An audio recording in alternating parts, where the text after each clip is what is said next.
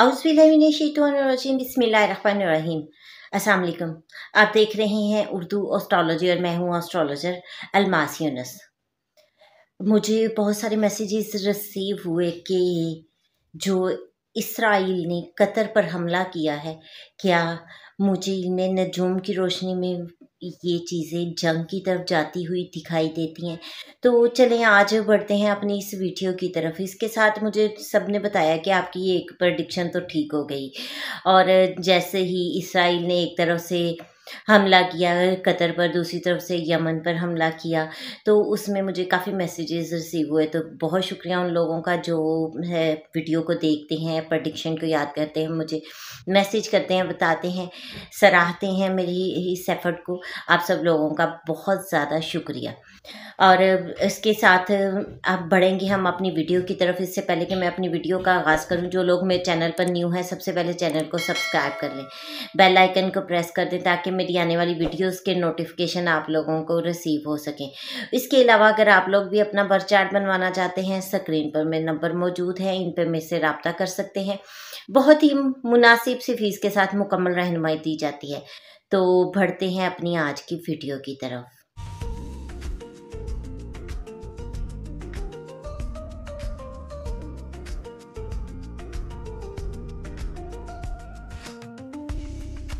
जी, आज की वीडियो में हम तफ़सील से देखने जा रहे हैं कि कतर और इसराइल के दरमियान क्या नई जंग छिड़ने वाली है। तो आप लोगों को याद होगा कि मैंने आपको 14 जून 2025 को, जब ईरान और इसराइल की जंग चल रही थी, उस वक्त कहा था कि यहाँ पर तमाम अरब ममालिक को मुत्तहिद होने की ज़रूरत है। अगर आप लोग एक प्लेटफॉर्म पर इकट्ठे नहीं होते हैं तो सारे अरब ममालिक जंग की लपेट में आ जाएंगे। इस वक्त मशरिक़ वस्ता में एक अजीब सी टेंशन चल रही है। एक तरफ से जंग रुकती है, दूसरी तरफ से दोबारा स्टार्ट हो जाती है, और ईरान का ये कहना है कि उन्होंने हमास के लीडरान पर ये अटैक किया और उनको शहीद कर दिया, जबकि कतर की तरफ से ये बात बताई गई, बयानिया जारी किया गया कि हमास के तमाम लीडरान महफूज हैं।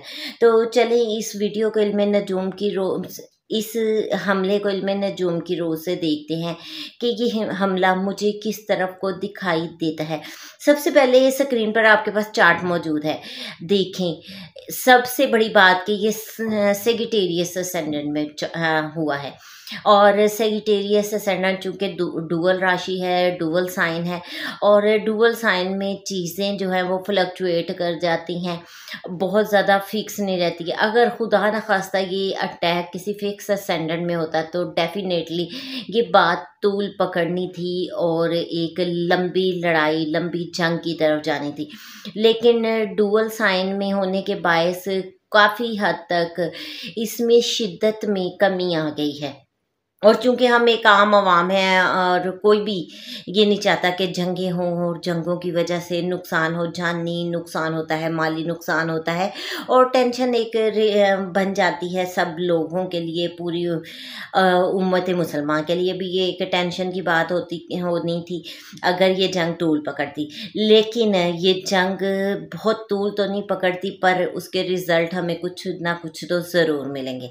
तो उसी को मैं आपके साथ तफसील से शेयर करती हूँ। सबसे पहले तो आप देखें कि इसमें असेंडेंट जो है वो असेंडेंट लॉर्ड हमारे पास चला जाता है, वो ओपोजिट के घर में बैठ गया है, यानी कि जुपिटर 7th हाउस में बैठा हुआ है। अब जब ये 7th हाउस में जाके बैठ गया तो इसका ये मतलब तो हुआ कि वो बहुत ज़्यादा जल्दी इस बात को छोड़ेंगे नहीं, इसकी जवाबी कार्रवाई तो करेंगे।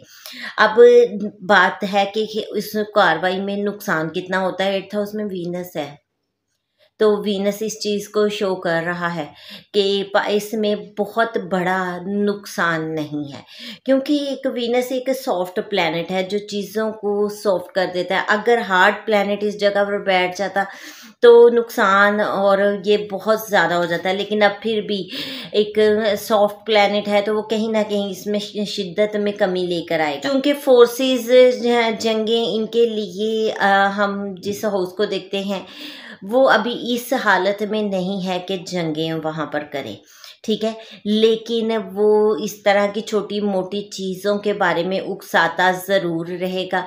खुफिया साजिश के थ्रू एक ये अटैक किया गया और इस अटैक में हमें जवाबी कार्रवाई भी कोई इसी तरह की गुमसुम सी दिखाई देती है, जो कि अचानक होने वाली है। 7th हाउस को अगर देखते हैं तो वो हमें इसराइल को घर लगता है। इसराइल को अगर आप देखें तो इसराइल के असेंडेंट में फ़िलहाल तो बैठा हुआ है जुपिटर, जो कि ओपोनेंट भी है और उसको असेंडेंट को सेव भी कर रहा है, लेकिन इधर राहु की ट्राइन जा रही है, तो धोखा फ़रेब इस तरह की सिचुएशन की तरफ भी सामना होगा। अब इसराइल के साथ एक तो धोखा हो गया कि अमेरिका ने फ़ौरन से हाथ उठा लिया और उन्होंने कहा कि हमें इस चीज़ का पता नहीं है, ठीक है। लेकिन अभी मज़ीद इसराइल का, चूँकि जब मैंने जायचा लिखा था तो मैंने आपको बताया था कि इस वक्त इसराइल का आयरन डोम फेल होने का ख़दशा है, जंगी सूरत हाल और मुल्क में तबाही बर्बादी नज़र आती है। फिर नितिन याहू का मैंने जायचा लिखा था, उसमें बड़ी तफसील से बताया था कि इस वक्त उसकी अक्ल पर पर्दा पड़ा हुआ है और वो कहीं ना कहीं कोई ना कोई गलत फैसला लेता रहेगा और वही उसके लिए वबाल जान बन जाएगा। तो यहाँ पर एक और कंट्री पर अटैक उसके लिए दोबारा से प्रॉब्लम बनाने वाला है, चूँकि यहाँ पर होना क्या है, at the end Nitin Yahoo को धोखा और फ़रेब मिलना है। ज़ाहल फ़िलहाल रेट्रोग्रेड है और उसके बायस वो इस होने वाले अटैक को रोक तो नहीं पाया, कमज़ोर हालत में था उनका कंट्री, तो वहाँ पर अटैक हो गया।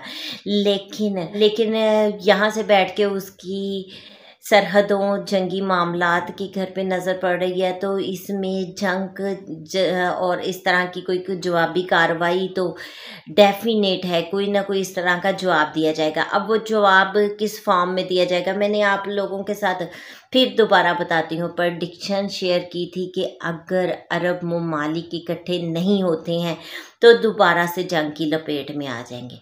अब यहाँ पर उनको एक बार इकट्ठे होना पड़ेगा, जंग के लिए नहीं, लेकिन ये सियासी और सिफारती तौर पर कोई कार्रवाई मुझे दिखाई देती है। यहाँ पर प्रॉक्सी सपोर्ट और इत्तेहादियों की सपोर्ट के साथ जो है कुछ रद्द अमल ज़ाहिर होता है। अभी आप देखें कि जो जायचा है उसमें आप देखें कि 11 हाउस जो है उसको राहु की ट्राइन जा रही है, जो इत्तेहादियों का है, और राहु धोखा फ़रेब और इन चीज़ों की तरफ इशारा ज़रूर देता है और फिल वक्त वो खुलकर सामने नहीं आएंगे, लेकिन ये एक एहतजाज ज़रूर होगा। इसराइल के ख़िलाफ़ किसी न किसी किस्म का रद्द अमल ज़ाहिर किया जाएगा, थोड़ा बहुत जवाबी कार्रवाई भी मुमकिन है। अब वो कार्रवाई ज़रूरी नहीं कि वॉर की फॉर्म में हो, लेकिन सिफारती और प्रॉक्सी के ज़रिए उनको एक बड़ा धचका ज़रूर लगेगा।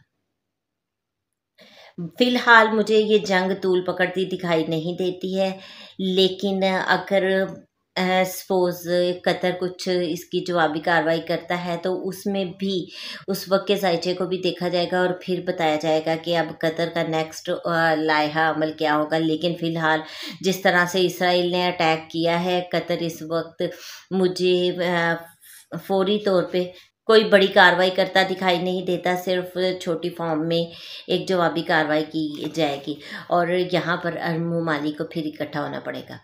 तो ये एक मुख्तसर सी वीडियो थी जिसमें मैंने चीज़ों को तफसील से बयान किया। इस वीडियो के साथ ही मैं आप लोगों से इजाज़त चाहूँगी। अपना और अपने प्यारों का बहुत सा ख्याल रखिएगा और मुझे भी दुआओं में याद रखिएगा। अल्लाह हाफिज़।